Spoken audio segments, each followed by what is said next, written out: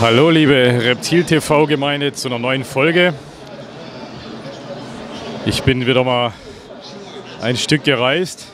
Bin hier in Shanghai in China auf der Pet Fair Asia. Bin hier mit meinem Partner, Business-Partner Reptizoo auf dem Stand. Die haben mich eingeladen zu kommen. Gestern hatten wir schon so eine Art Begrüßungszeremonie, beziehungsweise haben wir so die Partnerschaft besiegelt. Da können wir euch gleich noch ein paar Ausschnitte davon zeigen. Alles ganz förmlich, toll gemacht. So eine kleine Veranstaltung, wo wir uns einfach, dass die Partnerschaft oder dass ich so der Berater für Reptizoo bin, haben wir da besiegelt und amtlich gemacht sozusagen. Ich zeige euch mal ein bisschen hier den Stand noch.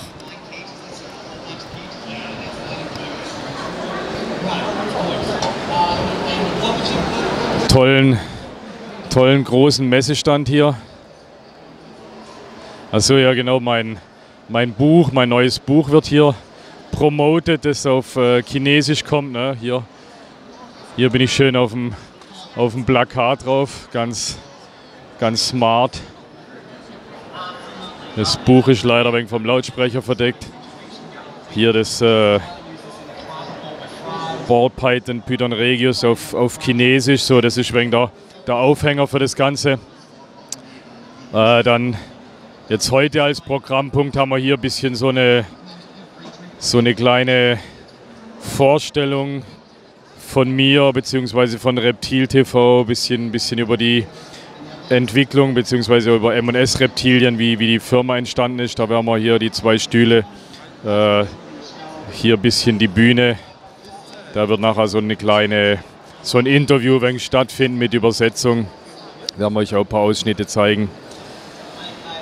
Das hier als kleiner Einblick in die chinesische junge Reptilienwelt. Ne? Also wirklich, China ist absolut der flammende Stern am Himmel gerade, am Reptilienhimmel.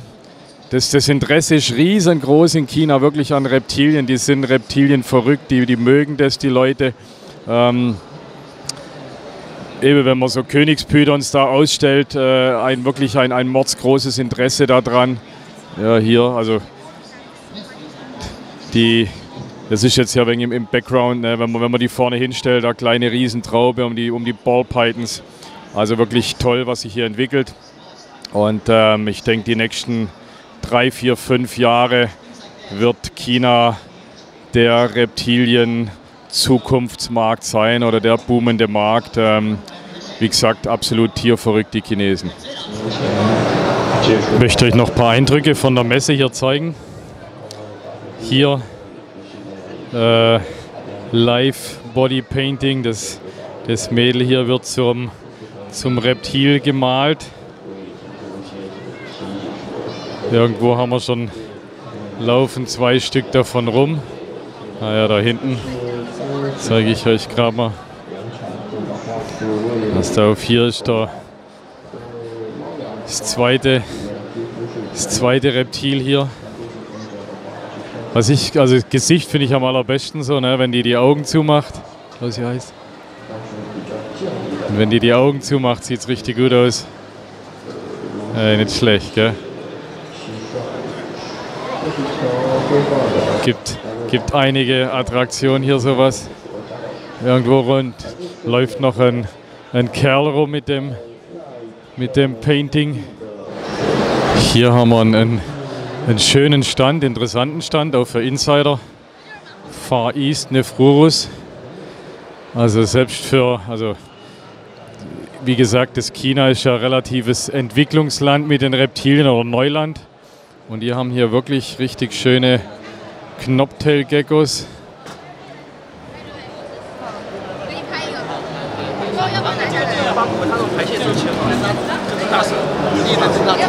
Nephrurus amier. Da drüben Nephrurus levis, verschiedene.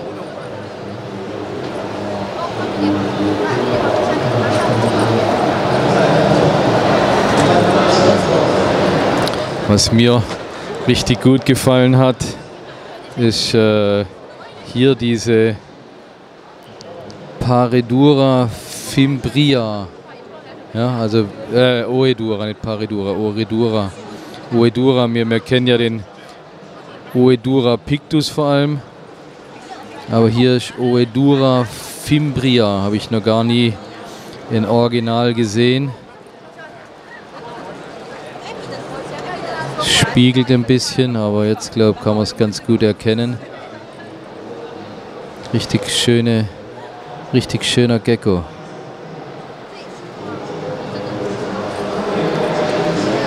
Hier auch ein paar schöne African Fattails.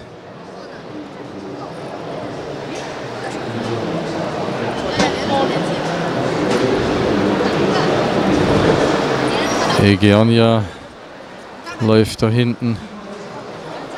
Stokesi Badia. Also tatsächlich einige von den Chinesen, die schon vor vielen Jahren angefangen haben, die haben richtig schöne Zuchten entwickelt, machen es unheimlich intensiv, fokussieren sich auf was und da kommen zum Teil tolle Sachen raus. Also ich bin schon wieder am Grübeln oder eigentlich will oder möchte ich ja nach China exportieren Tiere, aber es gibt hier schon Nachzuchttiere, die wirklich lohnenswert sind, um nach Europa zu importieren. Ne? Also muss ich mal abchecken, wie das geht. Nach China rein ist schwierig, vielleicht ist aus China raus einfacher. Dann werde ich, glaube ich, ein paar Sachen von hier importieren müssen.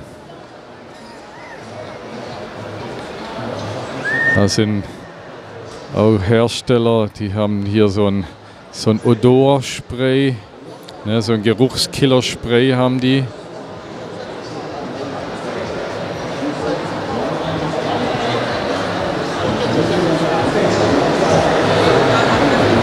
Ja, nimmt den Geruch weg, aber in dem Fall sogar, glaube ich, also TW für Taiwan, gar nicht aus China, sondern aus Taiwan.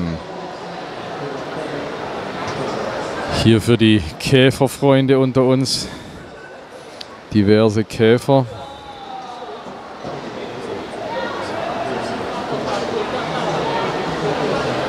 Also werden hier in China gezüchtet, diese Käfer.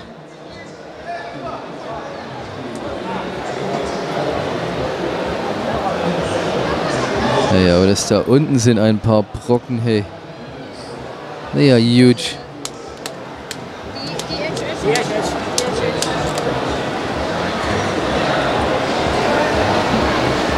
Hier.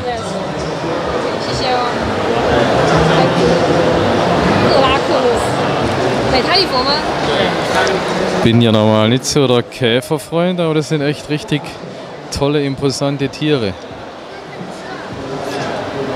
Can you put your hand beside to see the size? Ja, also Leute, guckt euch mal, der Käfer, der ist so groß wie eine Hand. Wenn auch eine chinesische Mädchenhand, aber das ist echt ein ordentlicher Brocken.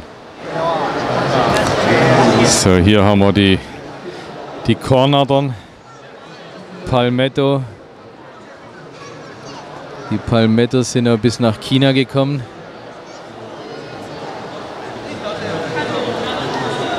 Hakennasen sind hier auch recht beliebt.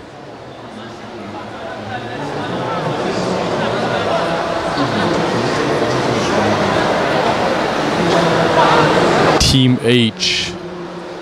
H Company.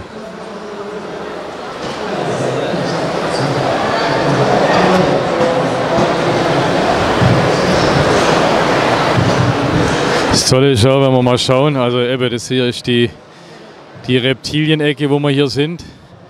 Da ist wirklich überall was los, überall wo die Reptilien sind, wird geguckt.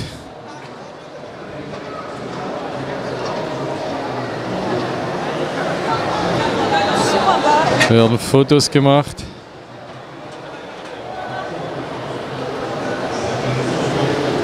Und wenn ich euch jetzt die anderen Stände zum Teil zeige, also so voll wie bei den Reptilien ist eigentlich schon nirgends. Ne?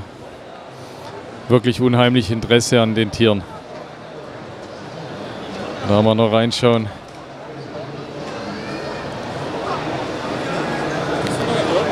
Hier Gower Snakes, Corn Snakes, Lampropeltis.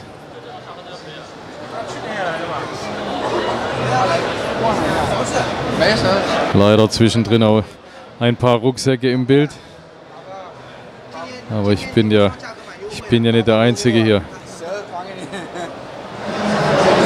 Hier war gestern ein Terrarium Scaping, ne? Also Scaping kommt ja aus der Aquaristik. Das ist, wenn man die Aquarien einrichtet. Das Ganze gibt es mittlerweile auch für Terrarien-Scaping, ne? Also schön einzurichten. Da wurde gestern hier diese 2 Terrarien vorgeführt. Sieht natürlich super schön aus, gell? Also richtig tolle Landschaft da reingebaut.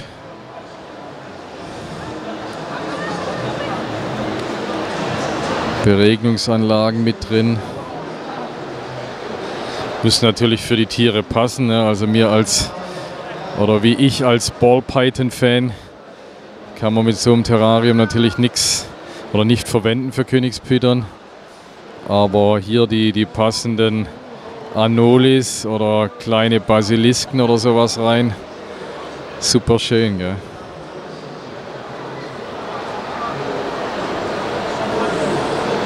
Ja, hier sieht man noch die Materialien, die verwendet werden können. Ja, selbst die guten Zierkorkplatten.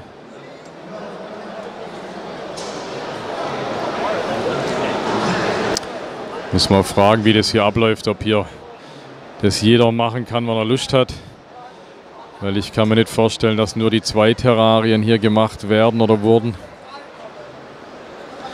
Das zeige ich euch mal, dass auch hier die Zeit totgeschlagen wird mit irgendwelchen blöden Handyspielen.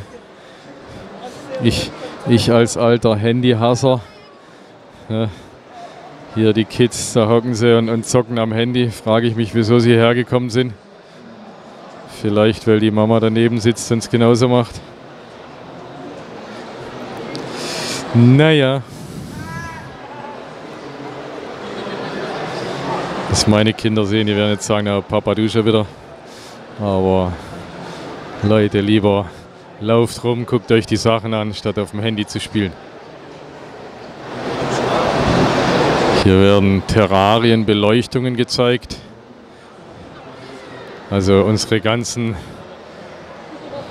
Natrium-, Quecksilberdampflampen, HID-Lampen, kommt alles aus China, wird alles in China produziert. Viele hier von dieser Firma. Also genau genommen sind es, glaube ich, 2 Firmen, die ziemlich alles produzieren.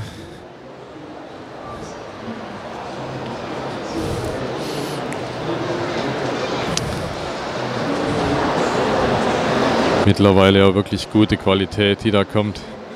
Da winkt schon jemand freudig. Also hier das ganze Equipment an Beleuchtung. Ja, hier sieht man es auch nochmal schön. Alles abgebildet.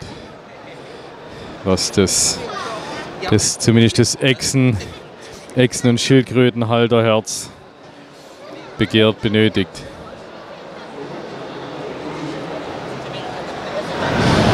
Jetzt mal zum Vergleich. Ist ja ein bisschen gemein, aber hier, das ist Aquaristik. Auch schöne Aquarien, aber außer jeder Menge Personal, 1, 2, 3, 4, 5, 6 Leute an Personal. Der hier ist sogar auch Personal von dem Stand, ne? Die haben alle diese blauen Hemden an. Steht hier niemand. Da drüben Salzwasser, bisschen besser. Ah, das ist hier Messe für die Werbung für die Aquarama-Messe. Hier auch Aquaristik. Ja, also Vergleich zur Terraristik wirklich die Stände nicht mal vielleicht 10% oder vielleicht 10 bis 20% an Personen, aber wahrscheinlich nicht einmal, vielleicht 10% an Personen, die sich hier die Stände angucken. Ja. Also die Reptilien haben ein absolutes Anziehungspotenzial. Das hier ist natürlich auch schön, ne? So werden solche Pflanzen, entschuldigt mir, wenn ich den Namen nicht weiß, sind es Epiphyten oder sind es keine, werden hier angeboten, um die Terrarien, die Äste zu dekorieren. Oder auch den Garten natürlich, ne? Also das da hinten wollte ich euch noch zeigen.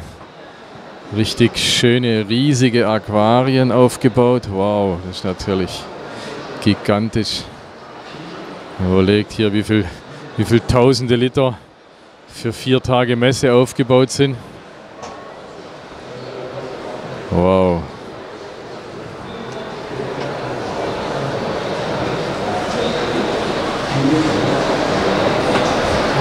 Natürlich super, ne? Also hier seht ihr die Personen davor, da sieht man erstmal, wie riesig das ist, wenn jemand davor läuft. Den Eindruck kriegt man natürlich gar nicht, wenn man nur das Aquarium sieht, ne? Also ich kann nicht schätzen, wie viele tausende Liter das sind, aber einige, ne? Und hier nebendran gerade nochmal. Natürlich echt super schön eingerichtet, gell?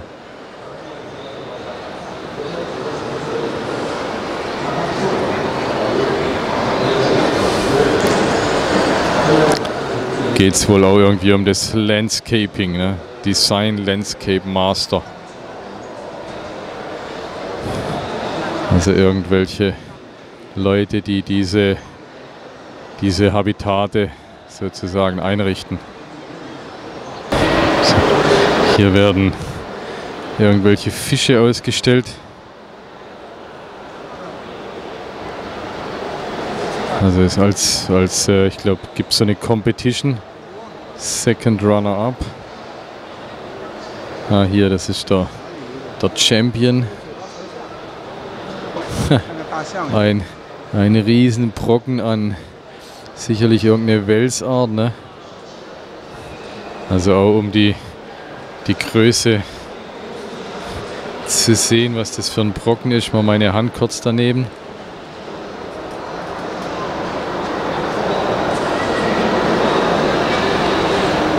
Überblick über die Fish Competition hier, die Kampffischecke. Ja. Natürlich auch hübsche Fische hier.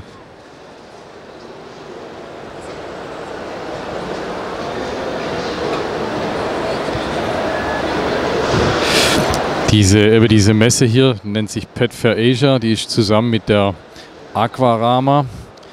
Früher war Aquarama und Fischrama gab es noch. Die hat in Singapur angefangen, weiß ich noch. Das war eine meiner ersten asiatischen Messen. Da bin ich vor fast 30 Jahren nach Singapur geflogen. Da war die noch.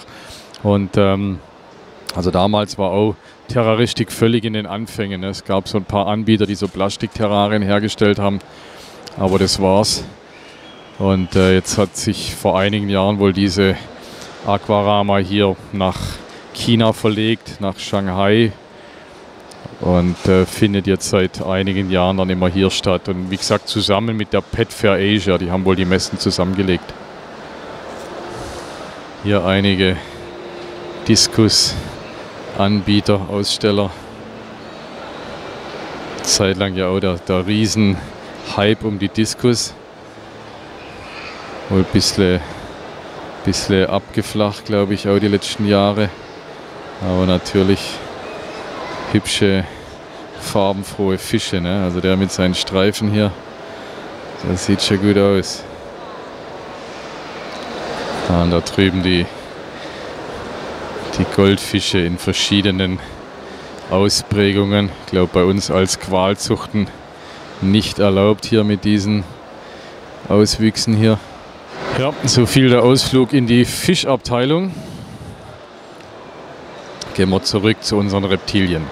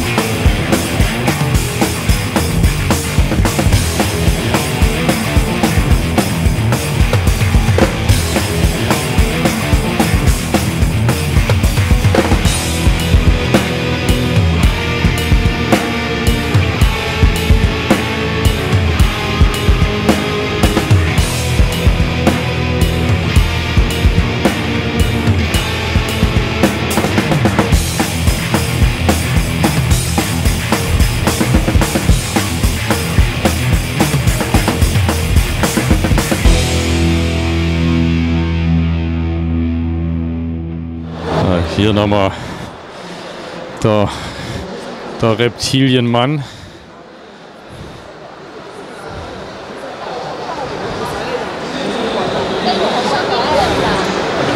Oh, ganz cool. Passt mal auf, wenn er die Augen zumacht. Sieht am allerbesten aus. Ach, und hier zeige ich euch noch was Tolles. Python regius. Also theoretisch dieses Schriftzeichen da oben müsste Python regius oder Königspython oder sowas heißen. Mein Buch in Chinesisch.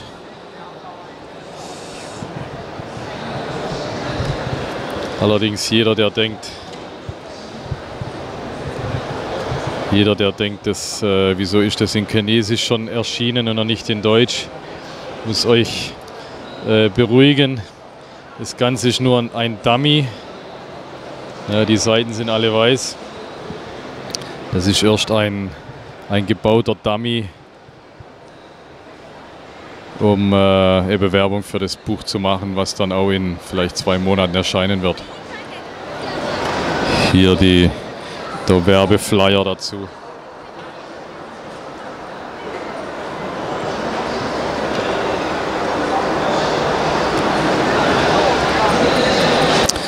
Damit es die Leute vorbestellen können. Bin ja auch mal gespannt, bin natürlich stolz, wenn mein Buch in Chinesisch kommt. Ne? Schöne Sache. Ne, wenn nur 1% der Chinesen es lesen würde oder nur 1 Promille der Chinesen es lesen würde, wäre es eine unerwartete oder eine unvorstellbare Auflage. Ist natürlich völlig Quatsch, wird nie so sein. Aber jede Menge potenzielle Leser in diesem Land. Das hier hinter mir auf der Bühne, da war diese Vorstellung und Fragerunde. Ging einfach um Reptilien allgemein, oder beziehungsweise speziell über Königspythons, aber auch allgemein ein bisschen um Terroristik, Reptilienhaltung. Klar rede ich dann am meisten und am liebsten über die Königspythons. Ich glaube, die Leute hat es dann auch ganz gut interessiert. War gut besucht, wirklich. Das war mein Versuch in China, die Lehre der Königspythons und der Terroristik ein bisschen zu verbreiten. Gucken wir gerade nochmal hier zu unseren lebenden Reptilienmenschen. Richtig gut. Ja, die Augen sind das Beste. Die sind wirklich super.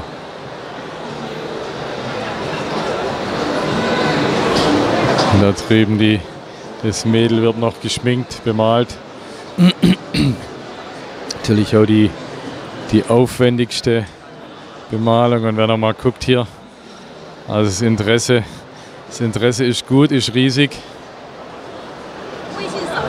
Das war mein Beitrag, mein Film über die neueste Entwicklung in der chinesischen Reptilienbranche oder die chinesische Reptilienwelt.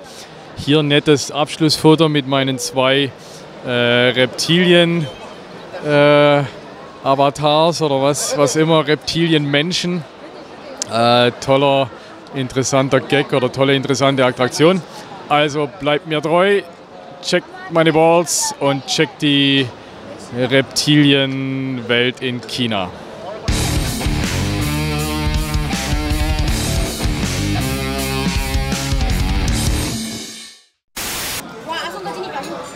Also liebe Reptil-TV-Gemeinde, ich muss das mal mit euch ein bisschen teilen hier.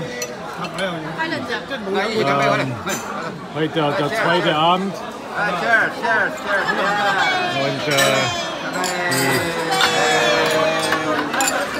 die neue Geschäftsbeziehung wird gefeiert.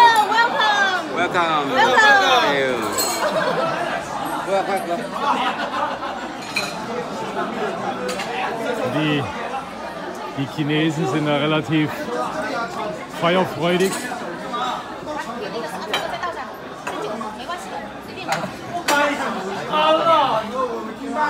Also zum einen beim Essen und zum anderen auch wirklich beim Trinken. Es wird hier ausgiebig gefeiert. Die neue, so neu ist die Geschäftsbeziehung nicht, aber ich wurde heute offiziell als Mitarbeiter begrüßt Und es wird man dann von jedem begrüßt, von jedem Mitarbeiter. Und wie gesagt, mit reichlich Alkohol, reichlich feinem Essen.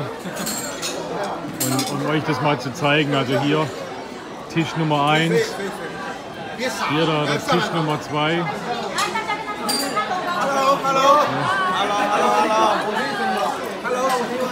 Und da hinten ist noch Tisch Nummer 3, hinten wegen im Background. Und da wird das alles gefeiert. Liebe Leute, wer die Schmerzen beim Tätowieren mag, der muss mal zur Fußmassage gehen. Das sind irgendwie ähnliche Schmerzen, aber hinterher tut es dann gut. Der macht es so gnadenlos. Unglaublich. Da manchmal tiefes Durchatmen, sonst hilft da gar nichts. Das müsst ihr mal anschauen. Das ist so der Hammer hier.